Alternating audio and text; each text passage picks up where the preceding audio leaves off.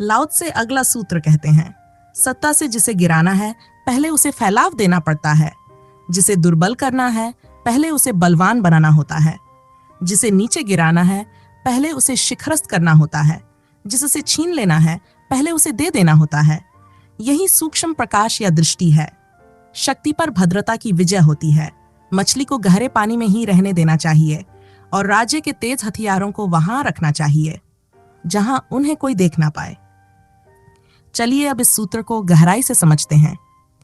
जिसे गिराना हो पहले उसे ऊंचाई देनी पड़ती है। गिराने के लिए पहले चढ़ाना पड़ता है, वरना गिराएंगे कैसे? पहले सहारा दिया जाएगा ताकि वह शिखर पर पहुंचे और तभी उसे खाई में धकेला जा सकेगा। लाओ से कहते हैं, अगर गिरना नहीं चाहते तो चढ़ने से सावधान रहो। लोग तुम्हें ऊपर उठाएंगे क्योंकि वे तुम्हें गिराना चाहेंगे। वे तुम्हें सहारा देंगे, लेकिन उस सहारे के पीछे गिरावट की तैयारी होगी। जब वे तुम्हें सहारा दे रहे होंगे, तुम प्रसन्न हो रहे होगे, लेकिन तुम्हें यह दिखाई नहीं देगा कि उसी समय वे गिराने की योजना भी बना रहे हैं। जो तुम्हें मान देते हैं वही तुम्हारा अपमान करेंगे। जो तुम्हें आदर देते हैं वही एक दिन तुम्हारे अनादर का कारण बनेंगे। क्योंकि आदर और अनादर एक ही सिक्के के दो पहलू हैं। जैसे जन्म और मृत्यु साथ साथ चलते हैं, वैसे ही आदर के पीछे छिपा है अनादर। इमर्सन ने कहा था, हर महान व्यक्ति अंततः उबाऊ साबित होता है। अब इसे इतिहास से समझें। पिछले 30-40 वर्षों में जितने भी बड़े लोग हुए, जनता ने उन्हें शिखर पर बैठाया, पूजा, लेकिन उनके जीवन के अंतिम हिस्से में उन्हें नीचे उतार दिया। चर्चिल का युद्ध में जबरदस्त सम्मान था, लेकिन युद्ध के बाद वही चर्चिल सत्ता में वापस नहीं आ सका। जिन लोगों ने उसे सर आंखों पर बैठाया था, वही उसे सत्ता में लौटने से रोकने लगे। स्टालिन, जिसने रूस को स्थापित किया था, युद्ध के बाद बिना पद के हो गया। मरने के बाद उसकी लाश तक हटा दी गई।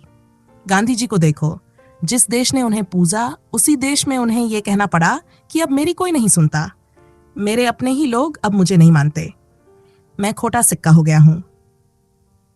गांधी जी को मरने से पहले ही यह कहना पड़ा कि अब मेरे लिए जीने की इच्छा नहीं रही, क्योंकि जिनके लिए जी रहा था अब उन्होंने ही पीठ फेर ली। गोविंदा को देखिए, कई वर्षों तक दर्शकों ने उनकी हर मूवी, हर परफॉर्मेंस को सराहा और बीते कई वर्षों से उनके पास कोई काम नहीं है, क्योंकि अब कोई भी प्रोड्यूसर उन पर अपना धन नहीं लगाना चाहता। जिस व्यक्ति के पास एक ही समय पर 50-50 फिल्में हुआ करती थीं, आज उनके पास एक भी मूवी का ऑफर नहीं है। यह केवल कुछ व्यक्तियों की कहानी नहीं है, यह उस जीवन संगीत की बात है जिसके बारे में लाओ त्से कहते हैं, जहां सम्मान है वहीं अपमान छिपा है, जहां बल है वहीं दुर्बलता है। जिसे नीचे गिराना हो पहले उसे ऊंचाई देना होगी, जिसे छीनना हो पहले उसे देना होगा। लाओ त्से कहते हैं, जो इस रहस्य को समझ जाता है वही सूक्ष्म दृष्टि प्राप्त करता है, क्योंकि अगर ये रहस्य समझ में आ जाए तो पहले कदम को ही ठुकरा दोगे, दूसरा कदम तो फिर उठेगा ही नहीं। लाओ त्से कहते थे, मुझे कोई हरा नहीं सकता क्योंकि मैं पहले से ही हारा हुआ हूं। कोई मुझे पीछे नहीं हटा सकता क्योंकि मैं सबसे पीछे ही खड़ा हूं। जब पहला कदम नहीं उठाया तो दूसरा स्वतः समाप्त हो जाता है, लेकिन यही पहला कदम बहुत मोहक होता है, इसी में चूक हो जाती है। जब कोई तुम्हें प्रेम से गले लगाता है तब यह सोचना मुश्किल हो जाता है कि वही एक दिन तुम्हारा शत्रु बन जाएगा। इसी भूल से दुख शुरू होता है, क्योंकि जो पहले कदम पर फिसल जाता है उसके लिए दूसरा कदम मजबूरी बन जाता है। ध्यान रखना, जिसने पहला कदम उठा लिया उसे दूसरा उठाना ही पड़ेगा, फिर वह उसकी नियति बन जाता है। और जो पहले कदम पर सजग हो गया उसके लिए दूसरा कोई प्रश्न ही नहीं।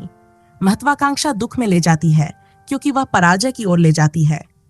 अहंकार पीड़ा का कारण बन जाता है, नरक बन जाता है, क्योंकि अहंकार ही ऊपर उठाता है और फिर वही गिराने का कारण बन जाता है।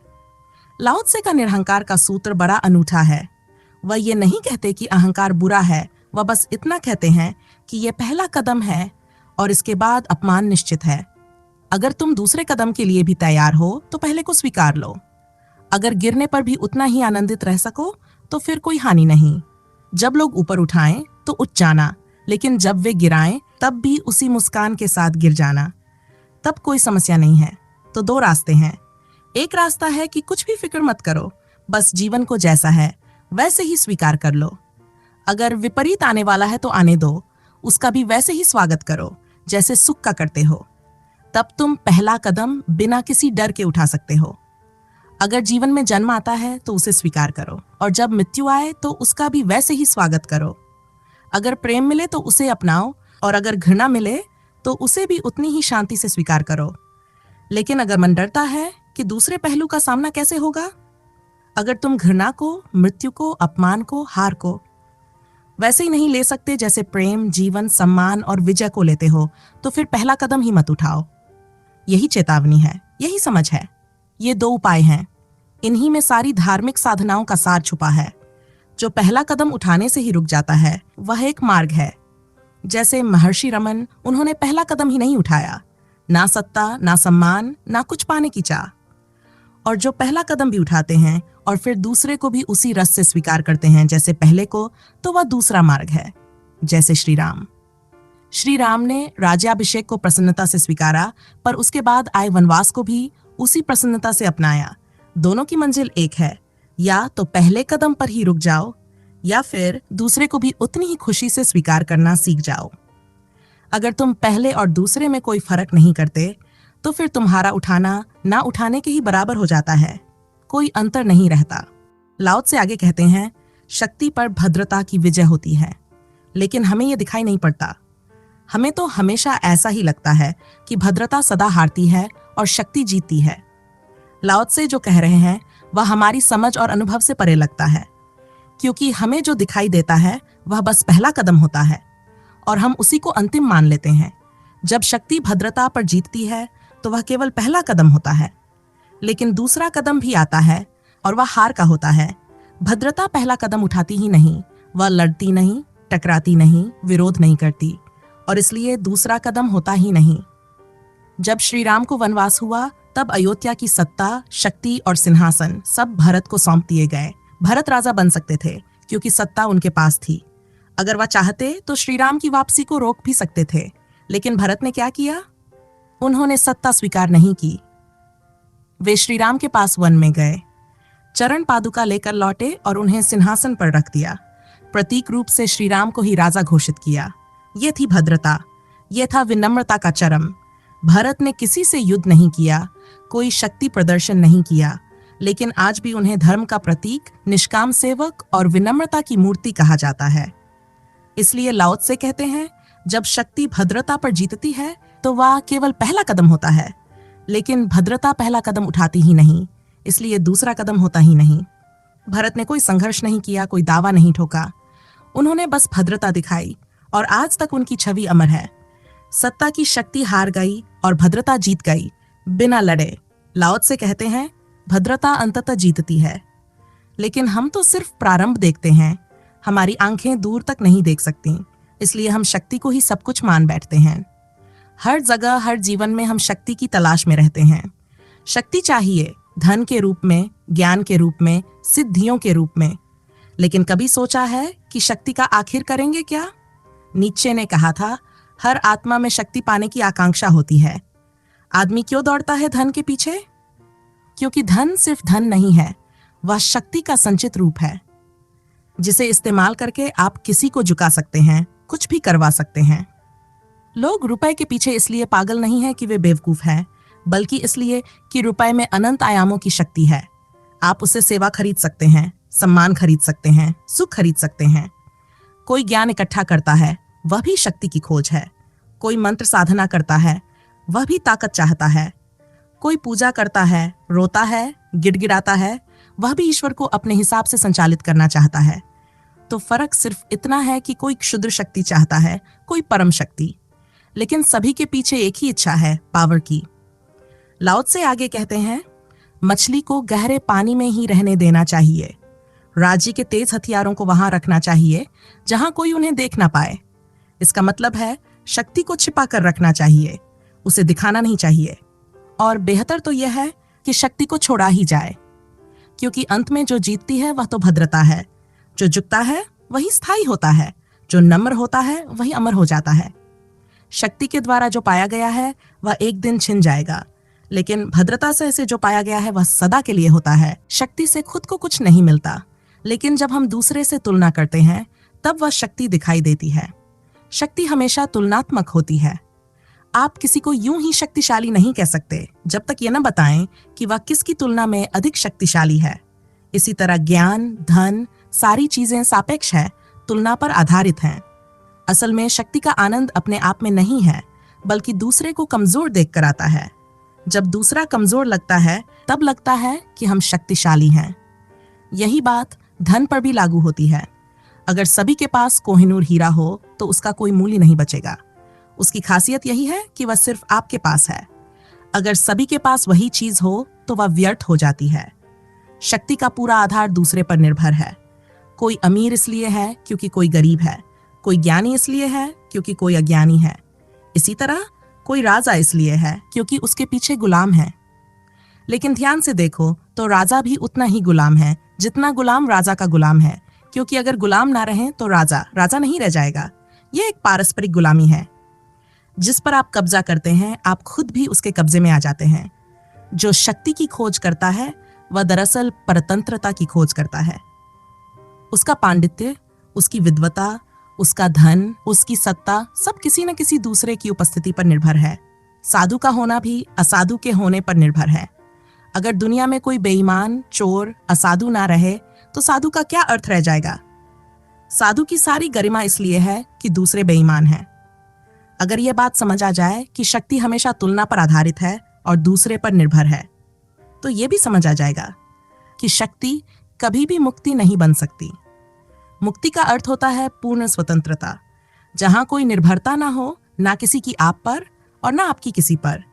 जहां आप अकेले ही परिपूर्ण हो, जहां आपके भीतर ही सब कुछ हो और आपको किसी बाहरी चीज से कुछ पाने की जरूरत ना रहे। यह मुक्ति शक्ति से नहीं, शांति से मिलती है। शक्ति में तो जीतना होता है, दबाना होता है। शांति में ना जीतना है, ना हारना है, ना किसी और को दबाना, ना ही खुद को। शांति का मतलब है मैं जैसा हूं ठीक हूं, मेरी जो ऊर्जा है वही पर्याप्त है, किसी बदलाव की मांग नहीं। जब यह प्रतीति हो जाती है तब शक्ति की खोज समाप्त हो जाती है। तब कोई लेना देना नहीं बचता, कोई तुलना नहीं बचती। यही है संन्यास। लाओ त्से कहते हैं शक्ति पर भद्रता की विजय होती है, लेकिन लाओ त्से की भद्रता का मतलब यहाँ कुछ और है। हमारी समझ में भद्रता यानी अहंकार का ना होना या झुका हुआ व्यवहार, लेकिन लाओ त्से के अनुसार भद्रता अहंकार से जुड़ी ही नहीं है। हमारे समाज में विनम्रता भी एक तरीका बन गई है ताकत हासिल करने का, लेकिन लाओ त्से की विनम्रता अलग है। वहां ना अहंकार है, ना विनम्रता के पीछे कोई छिपा हुआ उद्देश्य। वह तो बस सरलता है। ना जीतने की चिंता, ना हारने का डर, ना कोई सामने है जिसे प्रभावित करना है। बस खुद होना है जैसे है वैसे। लाओ त्से कहते हैं भद्रता और विनम्रता तब तक सच्ची नहीं होती जब तक वह स्वाभाविक ना हो। हमारी विनम्रता बड़ी जटिल होती है। हम झुकते तभी हैं जब हमारा अहंकार और खिल सके। समाज हमें कहता है कि हम कितने भद्र हैं, कितने साधु हैं, और हम फूले नहीं समाते। लेकिन जो ये समझ जाता है वह इस पूरे खेल को पार कर जाता है। वह जान लेता है कि असली शांति झुकने या अकड़ने में नहीं है, बल्कि उस स्थिति में है जहां झुकने या अकड़ने की जरूरत ही नहीं रहती। वह बाहर की तुलना से मुक्त हो जाता है और यही मुक्ति का मार्ग है। एक दिन कन्फ्यूशियस लाओ त्से से मिलने आए। उसने झुककर नमस्कार किया जैसे समाज सिखाता है, लेकिन लाओ त्से बैठे रहे। ना उन्होंने उत्तर में झुककर नमस्कार किया, ना ही खड़े हुए। कन्फ्यूशियस चौंका, बेचैन हुआ। उसने पूछा, क्या आप समाज के नियमों को नहीं मानते? लाओ त्से मुस्कुराए और बोले, तो तुम नियम के कारण झुके थे, औपचारिकता के लिए झुके थे, तब उसका क्या उत्तर देना? झुकाव अगर दिल से हो तो अर्थ है, वरना सब दिखावा है। तुम सिर्फ दिखा रहे थे कि तुम झुके हो, भीतर तो कोई झुकाव नहीं था। और अगर तुम वास्तव में झुके होते तो मैं तो पहले से ही झुका हूं। भीतर जिस घबरा गया। लौटकर अपने शिष्यों से बोला, उस आदमी के पास दोबारा मत जाना, वो बहुत खतरनाक है। लाओ त्से की नजर में भद्रता, विनम्रता, सादगी ये सब हृदय से होती है, बाहर के आडंबरों से नहीं। लंगोटी पहन लेना, सादा खाना खा लेना, ये सादगी नहीं बनती। अगर उस सादगी के पीछे भी आदर पाने की लालसा है तो वह भी एक व्यापार है। आप टाई पहने या लंगोटी, फर्क तब तक नहीं पड़ता जब तक मन में इच्छा है कि लोग देखें, सराहें, सम्मान दें। अगर भीतर आकांक्षा है कि कोई माने कि आप खास हैं, तो फिर ना सादगी बचती है, ना विनम्रता। वह सब सिर्फ सजावट हो जाती है, भीतर के जाल को ढकने का साधन। मेरे मोहल्ले में एक प्रश्न राजेश अंकल रहते थे। बहुत ही शांत, सरल और सादे इंसान माने जाते थे। हर कोई उन्हें देख कहता, देखो कितना सादा जीवन है। आज के जमाने में भी पूजा पाठ नहीं छोड़ा। हर सुबह 4 बजे उठकर नहाना, फिर पूजा, दीप जलाना, श्लोक पढ़ना, और बिना इन सब के उनका दिन शुरू ही नहीं होता था। लेकिन एक बार बातों बातों में मेरी उनकी पत्नी से चर्चा हुई तो उन्होंने एक थकी हुई मुस्कान के साथ कहा, कभी कभी नींद पूरी नहीं होती, लेकिन राजेश फिर भी पूजा नहीं छोड़ते। उनकी नौकरी मल्टीनेशनल कंपनी में है। एक महीने सुबह 5 बजे शिफ्ट होती है, अगले महीने शाम 6 बजे से। पर पूजा का नियम वही, सुबह 4 बजे उठो, चाहे रात 2 बजे सोएं या बिल्कुल ना सोएं। मैंने पूछा, तो क्या पूजा उन्हें शांति देती है? वो बोली, अब तो ये आदत नहीं, मजबूरी बन गई है। पूजा करते हैं मगर थकावट ऐसी होती है कि दिन भर चिड़चिड़े रहते हैं। कई बार तो ऑफिस में नींद लग जाती है। ये सब सुनकर मुझे समझ आया कि जो दिखता है बाहर से सादगी, वो शायद भीतर एक संस्कारों का बोझ बन चुका है। एक ऐसा नियम जो जीवन को सहारा नहीं देता बल्कि दबाव बन गया है। लाओ त्से कहते हैं, सादगी कोई क्रिया नहीं है, एक स्थिति है। सादगी इस बात पर नहीं निर्भर करती कि आप क्या खाते हैं, किस समय पूजा करते हैं, कितनी बार पूजा करते हैं। वह निर्भर करती है आपके हृदय पर। क्या वह सहज है? क्या वह आकांक्षाहीन है? अफ्रीका की एक जनजाति है जो दिन में 1 बार भोजन करती है, वहीं यूरोप में लोग 5 बार भोजन करते हैं। दोनों ही अभ्यास का विषय है। सादगी इनसे नहीं आती। सादगी आती है जब भीतर कोई गणना ना हो, कोई लोभ, कोई आकांक्षा ना हो। अगर आपका हृदय जटिल है तो आप किसी भी चीज को उलझा सकते हैं, इवन सादगी को भी। लेकिन अगर हृदय सादा है तो आप किसी भी जटिलता में रहें, वह आपसे नहीं चिपकेगी। असली सवाल यही है, कैसे आप हैं? आपका हृदय कैसा है? झुकना या न झुकना, पहनना या न पहनना, ये सब बाहर की बातें हैं। अगर भीतर से आप झुके हैं, सादे हैं, तो भद्रता अपने आप फूटती है। उसे जताने की जरूरत नहीं होती। एक संत अपने शिष्यों के साथ केदारनाथ की यात्रा पर थे। उन्होंने और उनके साथियों ने 1 महीने का उपवास रखा था और यह तय किया था कि वे केदारनाथ पहुंचने के बाद ही अपना उपवास तोड़ेंगे। ये यात्रा कठिन थी और इस दौरान हर किसी का लक्ष्य केदारनाथ तक पहुंचना था। उनका ध्यान केवल अपनी धार्मिक साधना पर था और वे किसी भी बाहरी आडंबर से परे थे। रास्ते में एक छोटा सा गांव आया। वहां का एक गरीब भक्त था जो अपने गुरु की भक्ति में पूरी तरह समर्पित था। जब उसने सुना कि उसके गुरु और उनके शिष्य उसके गांव में आ रहे हैं, तो उसने अपनी पूरी संपत्ति बेच दी। खेत, घर, जो भी था, सब कुछ बेचकर उसने एक बड़े भोज का आयोजन किया। वह चाहता था कि गुरु के आगमन पर वह उन्हें कुछ विशेष दे सके। गुरु और उनके शिष्य गांव में पहुंचे। गांव में उस भक्त ने सारा गांव आमंत्रित किया था और भोजन की व्यवस्था कर दी थी। जब शिष्यों ने गुरु को देखा तो उनमें बेचैनी फैल गई। गुरु तो उपवासी हैं, अभी तो सिर्फ 6 दिन हुए हैं, उनका उपवास तो नहीं टूट सकता। यह सोचकर शिष्य थोड़े असमंजस में थे। लेकिन गुरु ने बिना किसी संकोच के भोजन के लिए बैठने का निर्णय लिया। जैसे ही गुरु भोजन के लिए बैठे, उनके साथ शिष्यों को भी बैठना पड़ा। शिष्यों के मन में यह अपराधबोध था क्योंकि उनका उपवास टूट चुका था और उन्हें यह महसूस हो रहा था कि गुरु ने नियमों को तोड़ा है। वे चुपचाप मन ही मन दुखी होते हुए भोजन करने लगे। रात को शिष्यों ने गुरु से पूछा, हे गुरुवर, ये क्या हुआ? आपने उपवास क्यों तोड़ दिया? क्या यह सही निर्णय था? गुरु मुस्कुराए और एक गहरी मुस्कान के साथ बोले, क्या कठिनाई है, हम कल से फिर उपवास शुरू कर देंगे।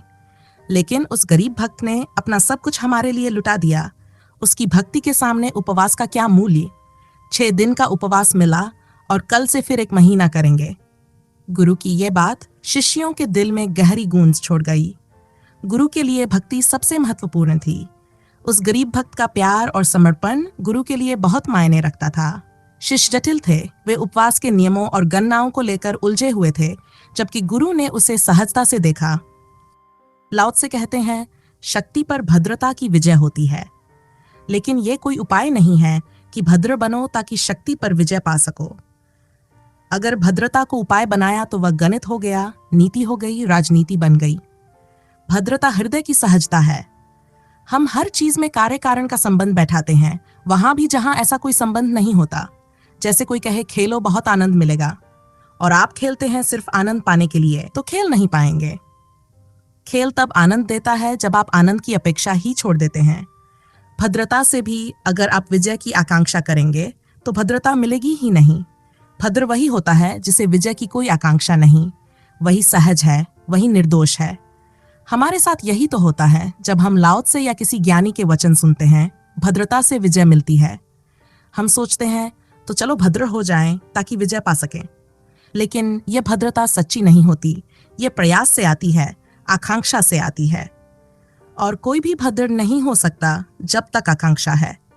लोग सुनते हैं लक्ष्मी को छोड़ दो, वह पीछे पीछे आती है, तो वे सोचते हैं चलो छोड़ते हैं ताकि वह पीछे आए, और फिर बैठे रहते हैं कि कब आएगी, पर कभी आती नहीं।